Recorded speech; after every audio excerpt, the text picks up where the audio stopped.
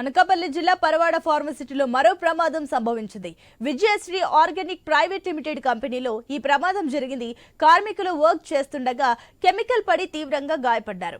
గాయపడిన కార్మికులను గాజువాక ఇండోస్ ఆసుపత్రికి తరలించారు. ప్రమాదం జరిగిన విషయాన్ని యాజమాన్యం గోప్యంగా ఉంచడం పలు అనుమానాలకు తావిస్తుంది. పూర్తి వివరాలు తెలియాల్సి ఉంది. రైట్, ఇదే అంశానికి సంబంధించి మరిన్ని డీటెయిల్స్ మా కరెస్పాండెంట్ రాజు అందిస్తారు. రాజు, ఈ ప్రమాదానికి సంబంధించి డీటెయిల్స్ ఏంటి? అదేవిధంగా అసలు యాజమాన్యం ఈ ప్రమాదానికి సంబంధించి గోప్యంగా ఉంచినట్లు తెలుస్తుంది. ఏంటి దీని గల కారణాలు ఏంటి?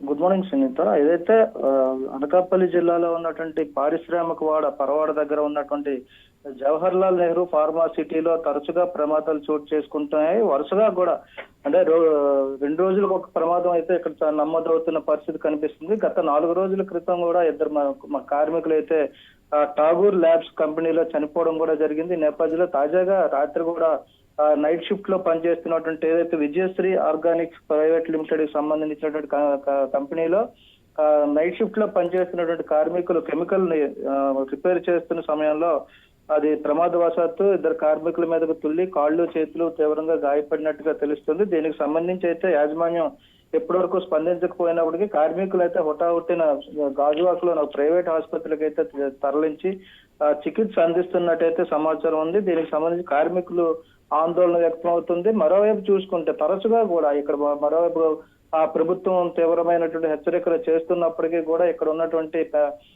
రక్షణ చర్యలు సరిగ్గా చేపట్టకపోవడం, కార్మికులకు సంబంధించినటువంటి ప్రమాదాల నివారణకు తీసుకోవాల్సిన చర్యలు, సేఫ్టీ ప్రికాషన్స్ ఏవైతే ఉన్నాయో వాటిని సరిగ్గా అమలు చేయకపోవడం వల్ల తరచుగా ఈ ప్రమాదాలు చోటు చేసుకుంటున్నాయని చెప్పి కార్మిక సంఘాలు ఆరోపణలు చేస్తూ ఆందోళన చేస్తున్నప్పటికీ కూడా కంపెనీ యాజమాన్యాలు అయితే నిర్లక్ష్యంగా వ్యవహరిస్తున్నాయి.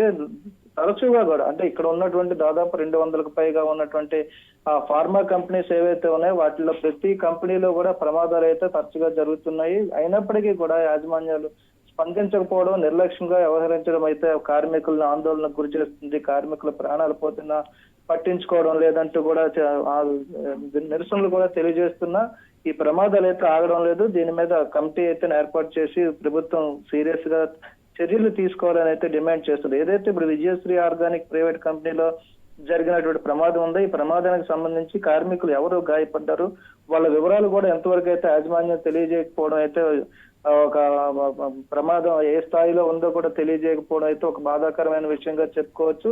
యాజమాన్యాలు ఎంత నిర్లక్ష్యంగా వ్యవహరిస్తున్నాయి అనేది ఇదే ఉదాహరణగా స్థానికులు కూడా ప్రస్తావిస్తున్న పరిస్థితి కనిపిస్తుంది. ప్రస్తుతం ఎవరైతే 2 కార్మికులు గాయపడ్డారో వాళ్ళ గురించి తెలియజేయాల్సిన అవసరం ఉందని చెప్పి కార్మిక సంఘాల నాయకులు డిమాండ్ చేస్తున్నారు. మరి కాసేపట్లో దీనిపై ఆందోళన చేయడానికి కంపెనీ దగ్గర కూడా వెళ్తున్నట్టుగా సమాచారం అయితే ఉంది. యాజమాన్యం ఇప్పటికైనా స్పందించి కార్మికులకు చేయాల్సినటువంటి మెరుగైన వైద్యం అందించాలి, వాళ్ళ పరిస్థితి ఏంటో తెలియజేయాలని చెప్పి కార్మిక సంఘాలు డిమాండ్ చేస్తున్న పరిస్థితి కనిపిస్తుంది. Sunitha. Right Raju, thank you.